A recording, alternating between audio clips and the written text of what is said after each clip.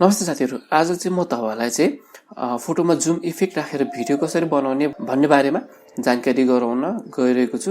जुन चाहिँ तपाईहरुले चाहिँ फोटो चाहिँ जुम इन भएर या जुम आउट भएर भिडियोहरु बनाइरहेको तपाईहरुले चाहिँ आजकल भिडियोहरु देखिराख्नु भएको होला।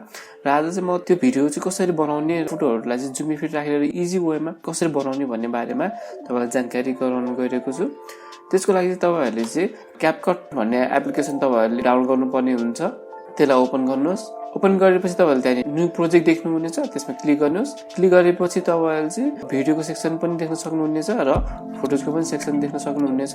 र म चाहिँ तपाईहरुलाई फोटोमा जुम इफेक्टको बारेमा आज भन्न गइरहेको छु। त्यही कारण चाहिँ हामी फोटो सिलेक्ट गरौँ। म 3टा फोटो सिलेक्ट गर्ने छु र तलपट्टि तपाईले एड देख्न सक्नुहुनेछ, त्यसमा क्लिक गर्नुहोस्। क्लिक गरेपछि तपाईहरुले चाहिँ यसरी 3टा फोटो चाहिँ इम्पोर्ट भएको देख्न सक्नुहुनेछ र तलपट्टि तपाईले एड अडियो देख्न सक्नुहुनेछ, त्यसमा क्लिक गर्नुहोस्। क्लिक गरेपछि तपाईहरुले साउन्डको अप्सन देख्नुहुनेछ, साउन्डमा क्लिक गर्नुहोस्। फ्रम डिभाइसमा जानुहोस्। क्लिक गरेपछि चाहिँ मोबाइल भएको सबै अडियो तपाईलाई यसरी देखाउनेछ र कुन चाहिँ अडियो राख्नुहुन्छ त्यसलाई सिलेक्ट गर्नुहोस्। अडियो होल्ड गर्नुहोस् र ड्र्याग गर्नुहोस्, जसले गर्दा फोटो र भिडियो एलाइन हुनेछ।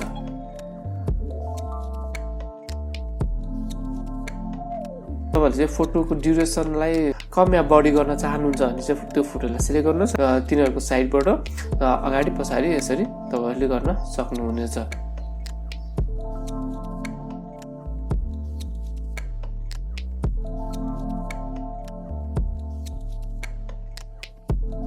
र अब चाहिँ हामी 3D इफेक्ट राखौं। 3D इफेक्ट राख्नलाई चाहिँ फोटो सिलेक्ट गर्नुहोस्। सिलेक्ट गरेपछि तलपट्टि तपाईले अप्सनहरु देख्नुहुन्छ, त्यसमा स्क्रोल गर्नुहोस्। स्क्रोल गरेपछि तपाईले स्टाइल अप्सन देख्नुहुन्छ, त्यसमा क्लिक गर्नुहोस्। क्लिक गरेपछि तपाईले 3D जुम भन्ने देख्नुहुनेछ, त्यसलाई क्लिक गर्नुहोस्। यसरी चाहिँ हाम्रो 3D इफेक्ट एप्लाई भएको छ र जतिवटा फोटो तपाईले इम्पोर्ट गर्नुभएको छ त्यति फोटोलाई क्लिक गर्नुहोस् र यो इफेक्टलाई चाहिँ एप्लाई गर्नुहोस्।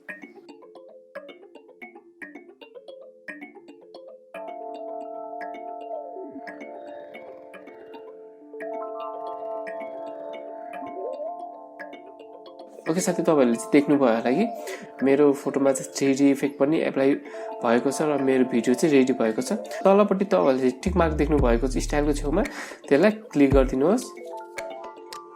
क्लिक गरेपछि तपाईहरुले चाहिँ जस्तो कि अब यो क्यापकटको वाटरमार्क लोगो देख्नु भइरहेको छ, यसलाई कसरी डिलिट गर्ने भन्दाखेरि चाहिँ तपाईहरुले चाहिँ क्यापकटको लोगो भएको सेक्सनमा सिलेक्ट गर्नुहोस्। सिलेक्ट गरेपछि तपाईहरुले तलपट्टि डिलिट देख्नुहुनेछ, त्यो डिलिटमा क्लिक गर्नुहोस् अनि यसरी चाहिँ तपाईहरुको वाटरमार्क या लोगो चाहिँ हट्नेछ। फोटोको लागि चाहिँ तपाईहरुले टपको राइट साइडमा तपाईहरुले चाहिँ एरो चाहिँ अप्पर साइडमा फर्केको देख्न सक्नुहुनेछ, त्यसमा क्लिक गर्नुहोस्। क्लिक गरेपछि तपाईहरुले यहाँबाट रिजोल्युसन र फ्रेम रेट कतिको चाहिन्छ त्यो तपाईहरुले चाहिँ यहाँ सिलेक्ट गर्न सक्नुहुनेछ र त्यसपछि एक्सपोर्ट गर्नुहोस्।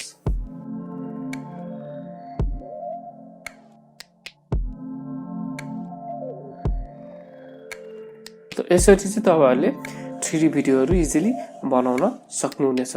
ओके, हस् त, धन्यवाद।